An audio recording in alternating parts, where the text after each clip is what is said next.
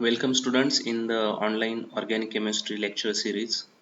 In continuation to our earlier videos regarding the reactions of D-glucose and D-fructose, today we are going to study the next reactions of D-glucose and D-fructose, and one of that reaction is acetylation reaction. Okay, now what is acetylation? It is just the introduction of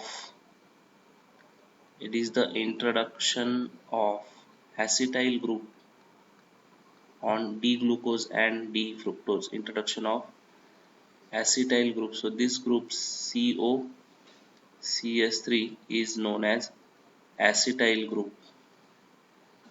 Acetyl group. Okay. So introduction of this acetyl group on D-glucose and D-fructose is known as acetylation reaction. Now in short, we denote this group as a AC. So AC stands for COCS3. Remember, AC stands for COCS3. Now what are the reagents required for this acetylation? So there are two reagents used for this acetylation reaction. So always anywhere if you have to do the acetylation, then there are two reagents. One is very famous, that is acetic anhydride.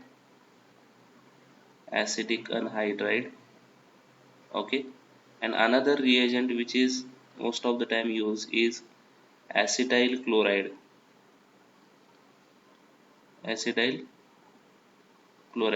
So these are the two reagents by using we can do the acetylation reactions.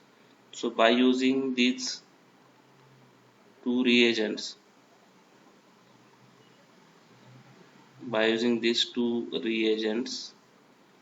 we can do the acetylation.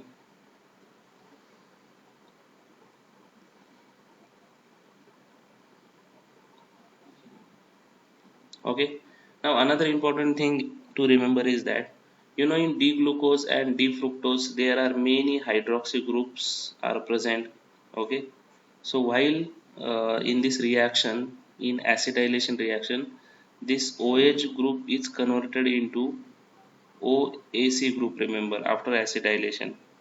So this is in general information I am giving to you, that after acetylation, OH groups which are present in D-glucose as well as in D-fructose, all that are converted into OAC group. So OAC means OCOCS3. Okay, so OAC stands for this OCOCS3 group. So this COCS3 group is called as AC, acetyl group, as I said earlier here.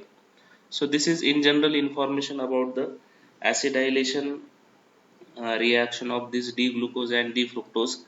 Now we will study directly the acetylation reaction by taking the example of D-glucose and D-fructose. Now let's study the acetylation of D-glucose. Now here D-glucose is considered in the ring form to explain this reaction. So we will draw the alpha D-glucopyranose form of the D-glucose. So to draw the alpha D-glucopyranose form, we have to draw a 6-membered oxide ring. Okay, so these things we have seen in the previous videos. So this is the alpha D-glucopyranose form of this D-glucose. So very simple, just draw the 6-membered oxide ring. Then if alpha anomer is there, then OH group is here. Okay, then another OH group is here in this way. Then here is a OH. Okay, and here is a CH2OH. So rest of the atoms we can draw.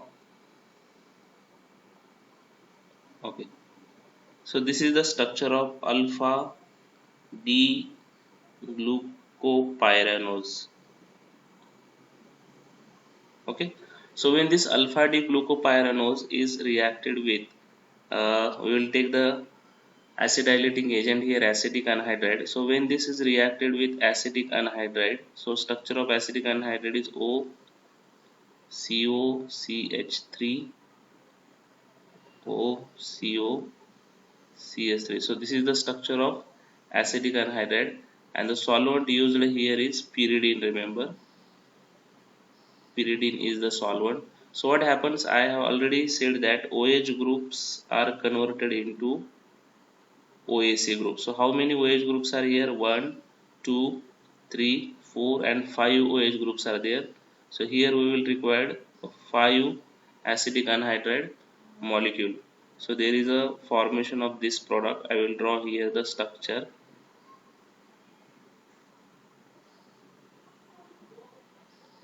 So once again I will draw the ring form.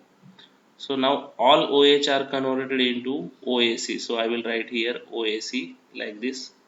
So here also OAC, H, H, OAC, OAC, H, CH2O, AC. That means this alpha D glucopyranose is converted into penta acetyl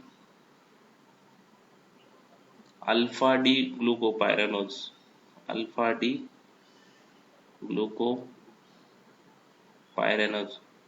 So alpha D glucopyranose is converted into penta acetyl alpha D glucopyranose. Okay, so in this way we can carry out the acetylation reaction. Now what are the side product here? Side product is 5 acetic acid molecule CH3COOH. Remember, now I will explain in brief the mechanism by taking only one of the hydroxy group. Now suppose this hydroxy group is there, it is having lone pair of electron. Okay, now this carbon or this carbon is electron deficient carbon. So when this lone pair of electrons attack over this carbon, okay, so this bond is shifted here like this.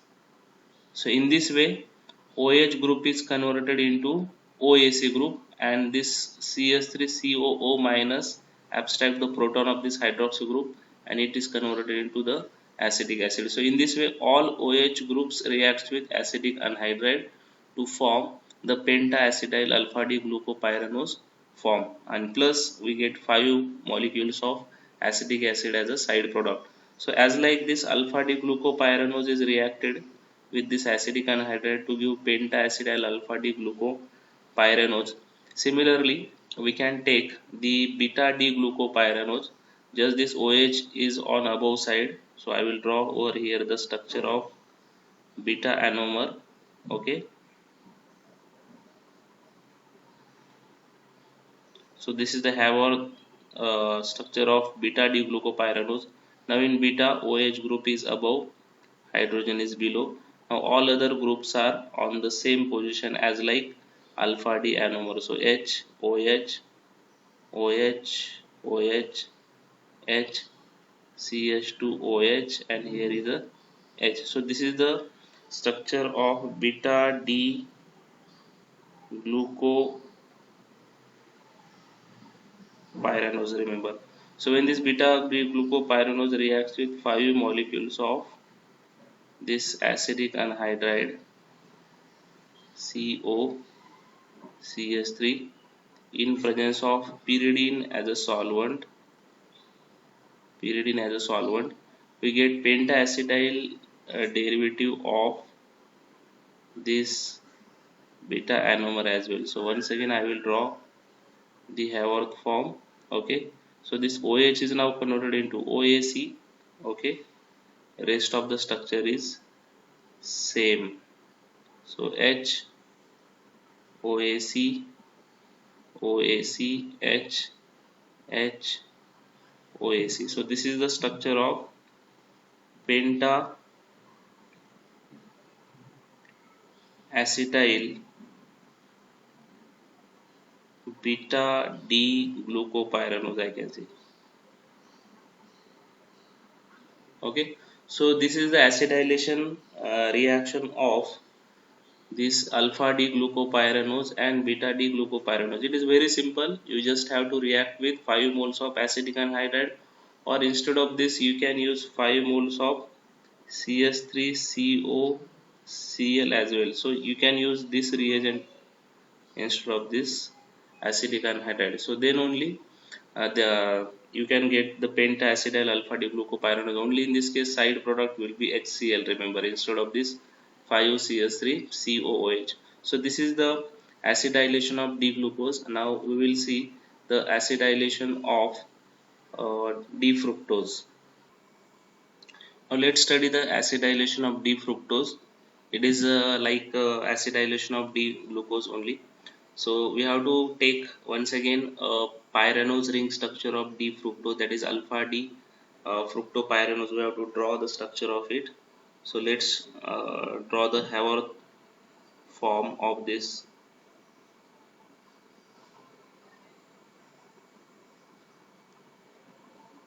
So in this way we can draw the Haworth form of this alpha D fructopyranose.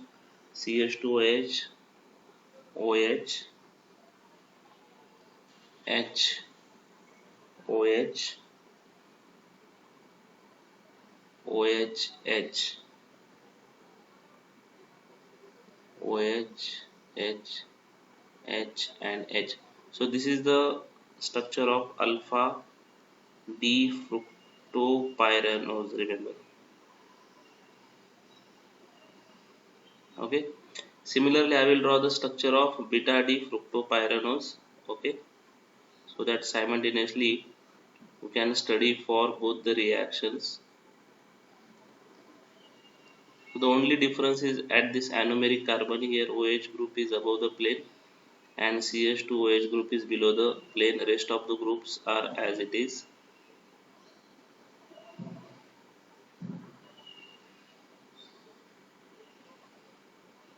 So this is the beta D fructopyranose. So you see the difference is only on anomeric carbon. This is alpha form because OH is downward the plane of this ring, and this is beta form as this anomeric OH is above the plane of this ring. When this reacted with, again in the same way we have to take, so OCOCH3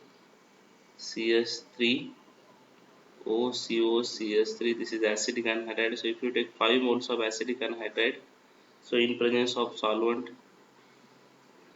pyridine, then we'll get the penta acetyl derivative of this alpha D fructopyranose. So just CH2OH group is converted into OAC group. So here also OAC. Okay. So H OAC OAC H OAC H H and H. So this is the penta acetyl alpha D fructopyranose. Okay. Similarly, we can react this beta D fructopyranose with 5 moles of acetic anhydride in presence of solvent pyridine to form its penta-acetyl derivative. So I will draw over here the structure of penta-acetyl derivative of this beta D fructopyranose as well. Just there is a change in the position of this OH, so it becomes OAC now. Here CH2O AC. Okay, so H OAC OAC H OAC H H and H. So this is the structure of penta acetyl beta D fructopyranose. Okay. So this is the reaction of D fructose in the form of alpha D fructopyranose and beta D fructopyranose to obtain its acetyl derivatives, penta-acetyl derivatives. And you know, in both cases side product is 5 acetic acid.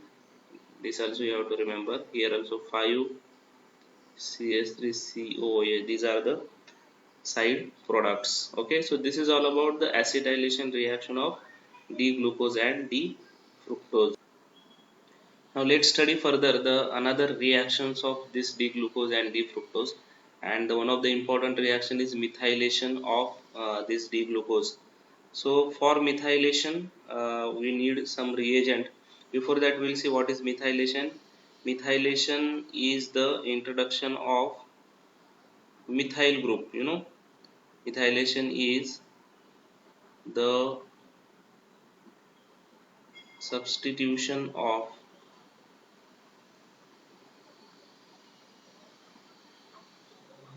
methyl group. Okay, so this methylation can be carried out by using two conditions. The first condition is methanol CH3OH, methanol in dry HCl. Okay, and the another condition used for methylation is uh, dimethyl sulfate CH3 taken twice SO4 in dilute NaOH. So this is another reagent. So by using these two reagent we can do the methylation of D-glucose. So if we use this CH3OH in dry HCl, only methylation of anomeric carbon takes place.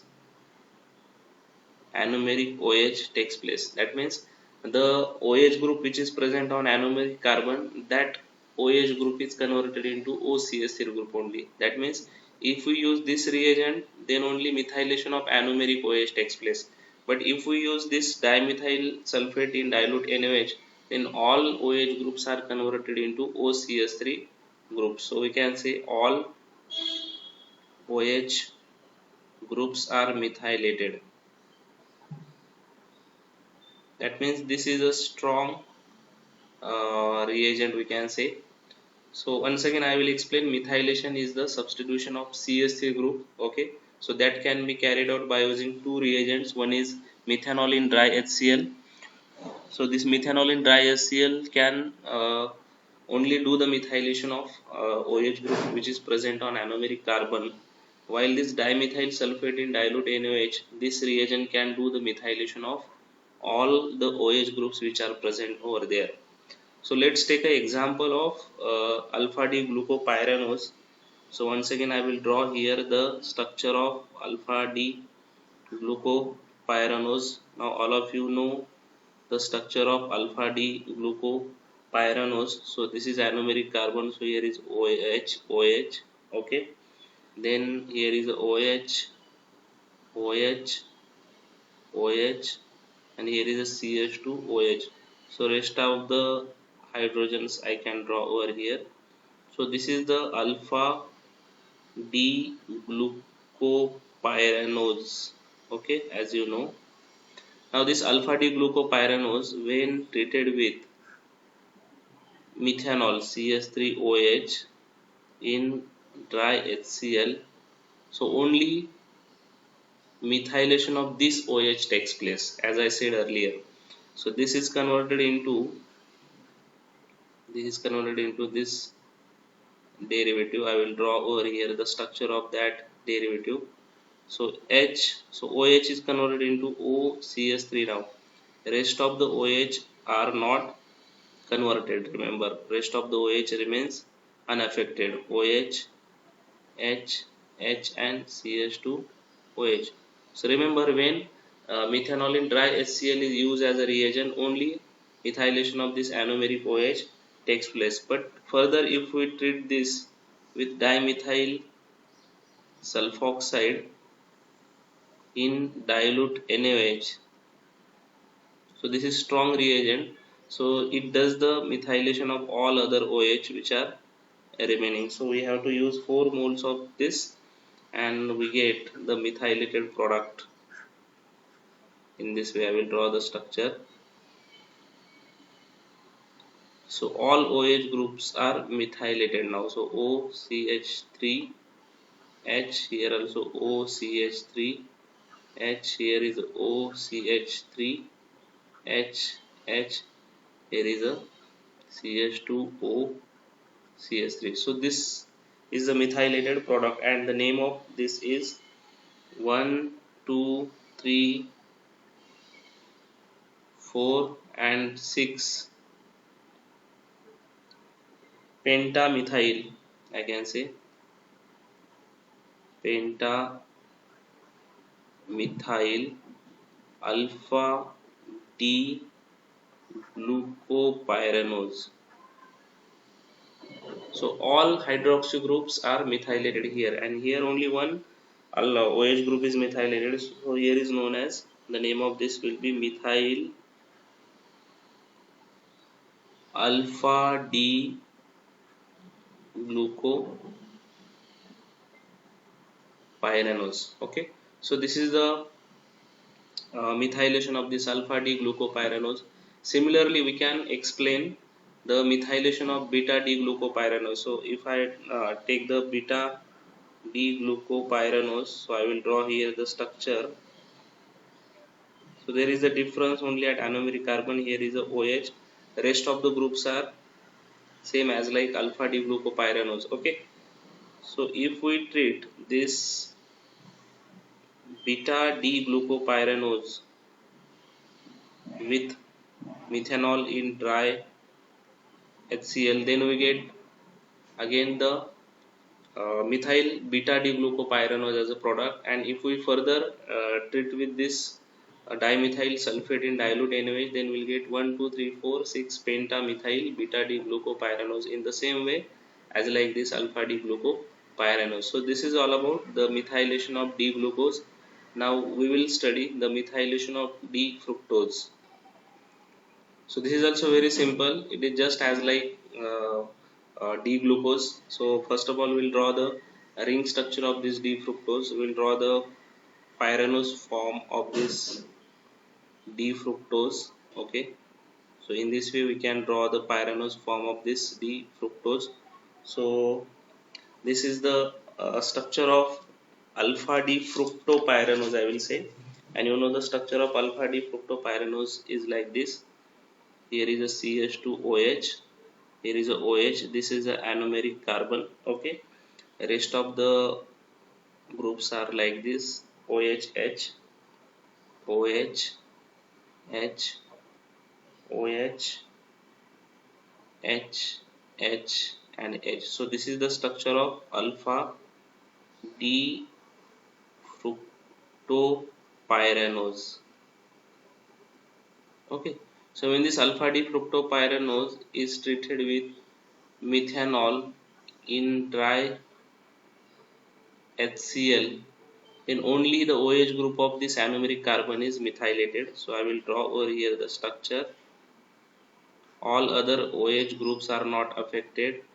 So it becomes CH2OH and this becomes OCH3. Okay.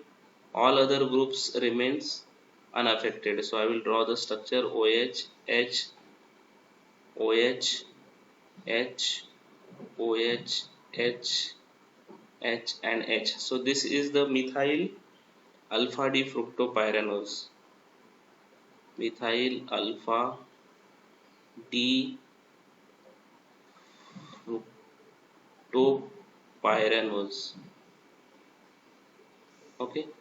Now when this alpha D fructopyranose, methyl alpha D fructopyranose further reacted with this dimethyl sulfate in presence of dilute NaOH, then all remaining OH groups are methylated.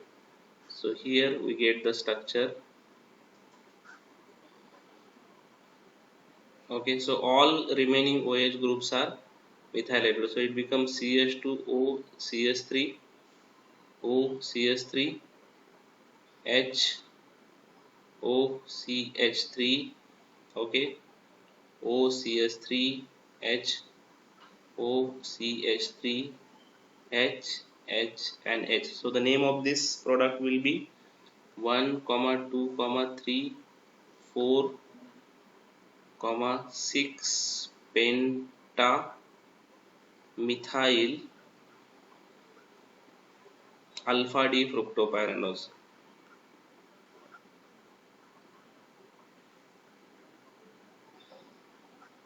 Okay, so this is the methylation of D fructose. Just take the ring form of this alpha D fructopyranose. when it is reacted with methanol in dry HCl, then only the methylation of OH group which is present on anomeric carbon occurs, and all other OH groups are methylated if we treat this further with this dimethyl sulfate in dilute NaOH. So similar reaction will be occurred for the beta D fructopyranose as well. So these are the reactions of glucose and fructose with methylating reagent, that is methanol HCl and dimethyl sulfate. Okay, so one thing which is important to remember here is that when alpha D glucopyranose and alpha D fructopyranose reacted with methanol in dry HCl, OH group of anomeric carbon only methylated. So that structure is known as pyranoside structure. So it is pyranoside further, remember. Okay, so pyranoside form is developed when alpha D fructopyranose is reacted with methanol in dry HCl. So remember, when it is treated with CH3OH in dry HCl, there is a formation of corresponding alpha D fructopyranoside. Okay, so this is a glycoside formation reaction. Remember, glycoside formation reaction. So this part we have to study further.